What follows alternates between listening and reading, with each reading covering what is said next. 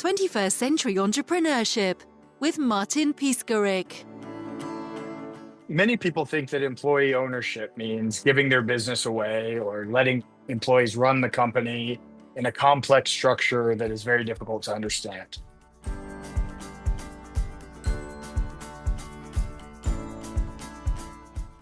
But today, in this episode, I'm going to talk about the ways that this is really not the case and explain the ways that owners can use this structure to remain independent and achieve their succession objectives.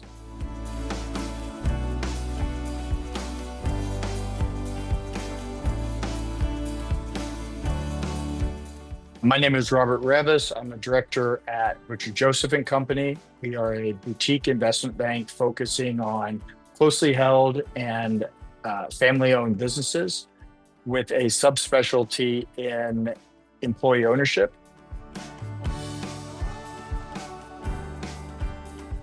I've worked here for about 13 years now and have had the opportunity to participate in dozens of ESOP-related and employee buyout-related transactions.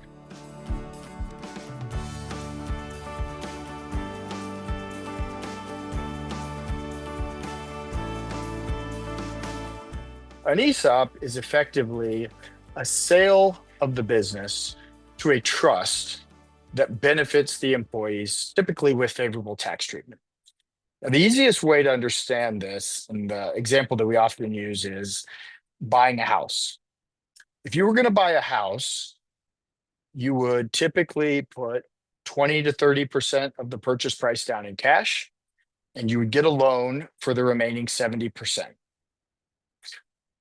In the ESOP example, because the trust doesn't have any money, it would get a loan for 60 to 70%, and the remainder would be paid for using a seller note from the seller.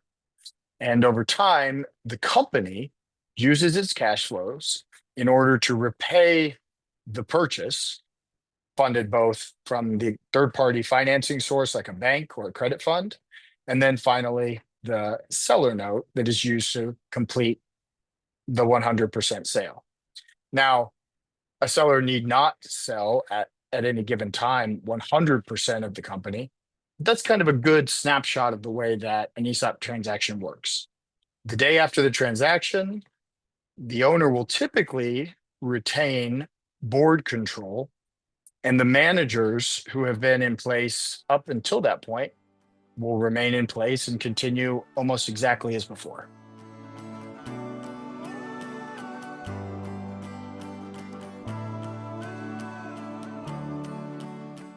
One of the myths that is really prevalent with respect to employee ownership and the ESOP structure in particular is that after the transaction, because the employees are the beneficiaries, or by extension the owners, that they will control the company. And really, this is just not the case.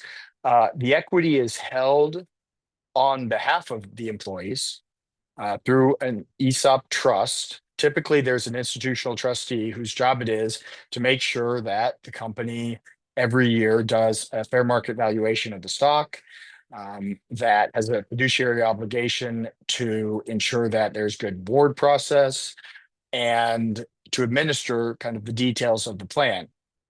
That being said, employees typically gain little or no incremental financial information, depending on the strategy of the business employing it. Sometimes operational statistics or financial statistics will be shared, but those are at the discretion of the board and the management team.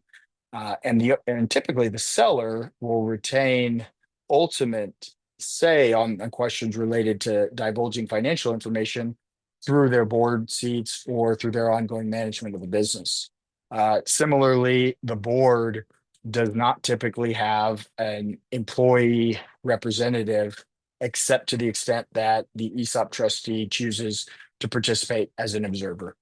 All of which is to say, this isn't, and forgive the analogy, this isn't a conversion to communism where an employee or a worker group gets together to kind of run the day-to-day of the business. Most employee-owned companies look and feel nearly identical the day after the transaction from a management and operational standpoint.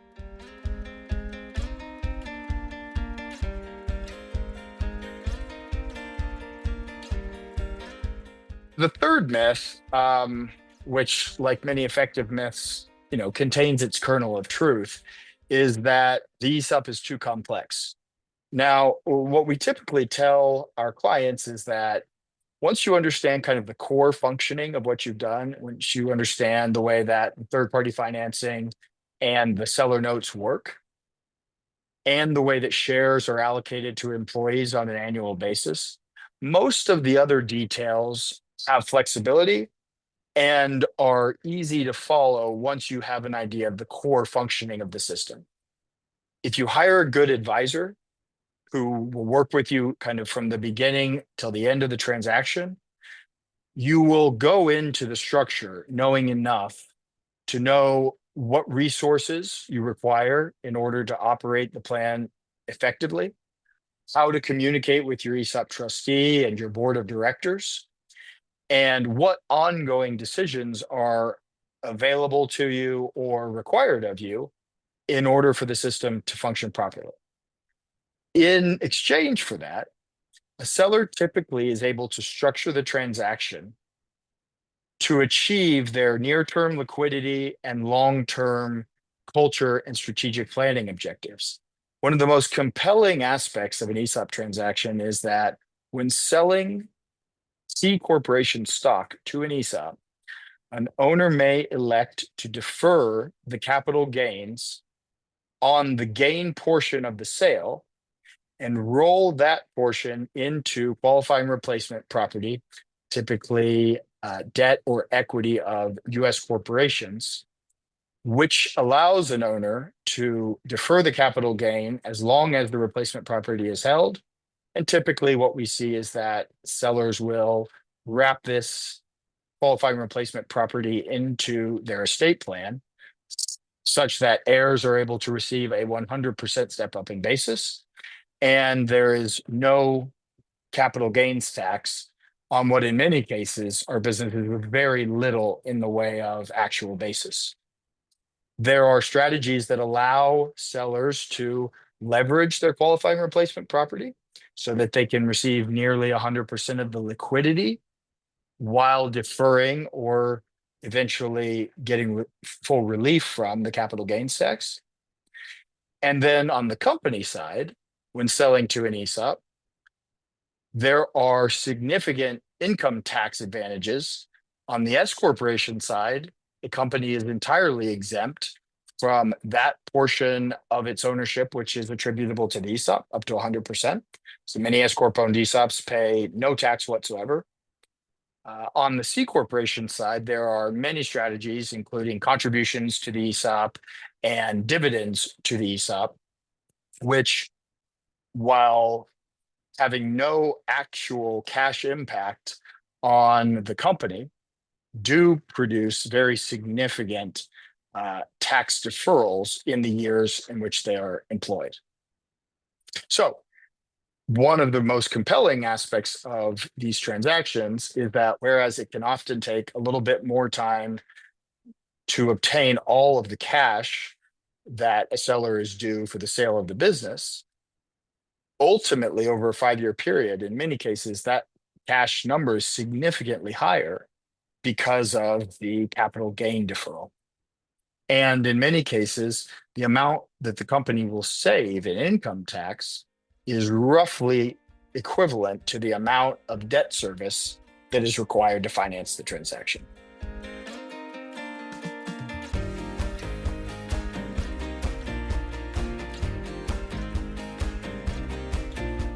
As a final myth, and one that is also, very stubbornly prevalent, is that in doing an employee buyout, you are effectively giving the business away. And that's an example of really needing a good advisor to work with you to determine the fair market value of the business, which by statute is the value that the transaction must occur at. But in effect is something that requires an enormous amount of analysis and careful planning in order to set up a transaction that is really going to align with the objectives of a seller. And so you don't want an advisor that is learning on the job. You want an advisor for whom all of the moving pieces are very familiar and for whom the various resources, be it legal, um, tax planning, or ESOP trustee search and identification, are all familiar and can help you to get the resources that you need in place. And that is something that, luckily, having been kind of blessed with many great clients over the years, ButcherJoseph is able to do for its clients. And so, as a final kind of myth buster, I would encourage folks to identify the things that they're most concerned about, get a conversation going with a great advisor who can help you get comfortable with these items. Many times it's a multi-year process from exploration through execution. And it all starts with a conversation with a knowledgeable counterparty. So would encourage everyone to go out and find a resource. We're happy to be that resource, obviously, and begin that discussion.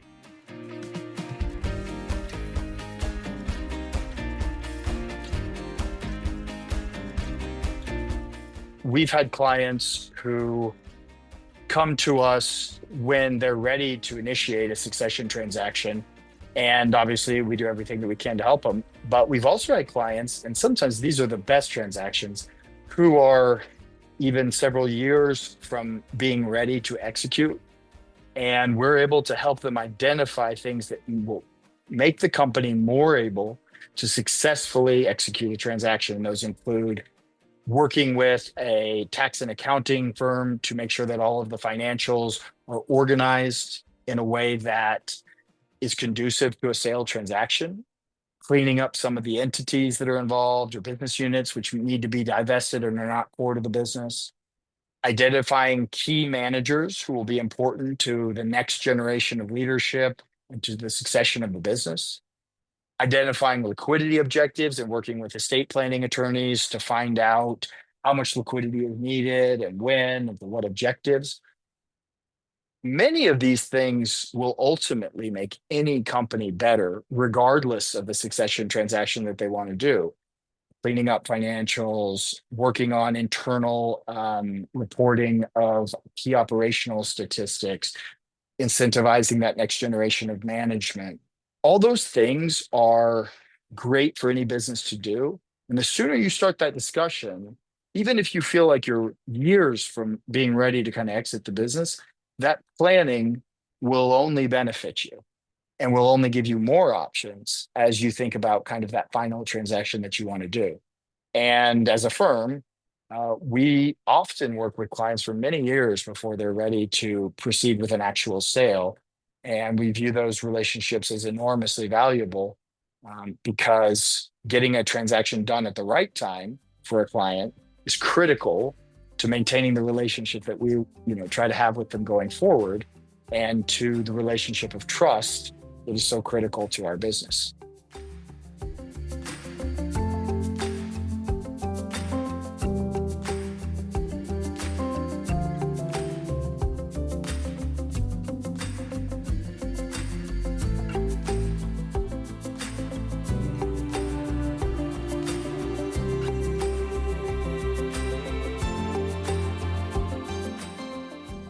It's important to be, as an advisor, an honest broker.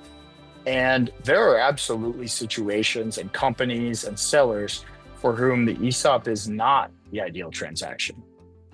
There are sellers who realize that the business would do much better as part of a larger organization that needs some of the strategic resources that a acquirer in the same business might have to offer. There are businesses with highly irregular cash flows that would be difficult to value in these subcontexts. There are businesses that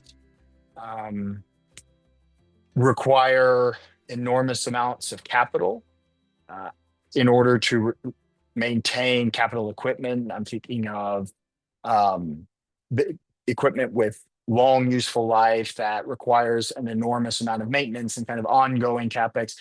All of those things can make an ESOP transaction less ideal. But the vast majority of companies really probably sit in the gray area between. And for those and for those kinds of situations, we have a dual track process option where we are effectively pursuing ESOP and looking at the financing that might be available and seeing what kind of transaction could be structured, while at the same time pursuing a third party sale to private equity or strategic buyers. What that does is create some of the competitive dynamic within the process that can be useful, and also allows a seller who is a little bit unsure of which path to pursue to see what the best possible terms are and to be able to compare them side by side, um, with the kind of granularity that you really only get from conducting a full process, as opposed to some of the more abstract comparisons that are available to a seller and to us as advisors before going through a process.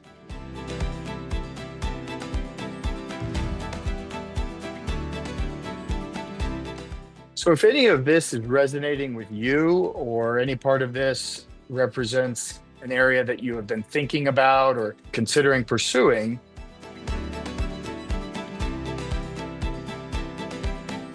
I would encourage you to go to our website, ButcherJoseph.com, and download some of our white papers, our sample feasibilities. And if you're interested, to request a free feasibility for your business. Typically, the way that this works is we request some basic financial information and work with you to design a skeleton of a transaction and put those results in front of you so that you can see what an actual transaction would look like. We do that free of charge, and is the investment that we make up front in our client relationships in order to help them arrive at the best transaction that is available to them.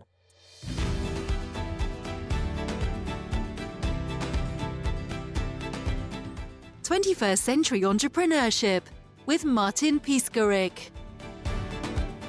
Imagine a space where triumphs, trials, and tales of entrepreneurship come alive. Welcome to the 21st Century Entrepreneurship Podcast, a gold awarded journey hosted by Martin Piskarik, connecting with listeners in 95 countries and ranking in the top 0.5% of all podcasts. Join our exclusive community, elevate your perspective, and embark on the path to success.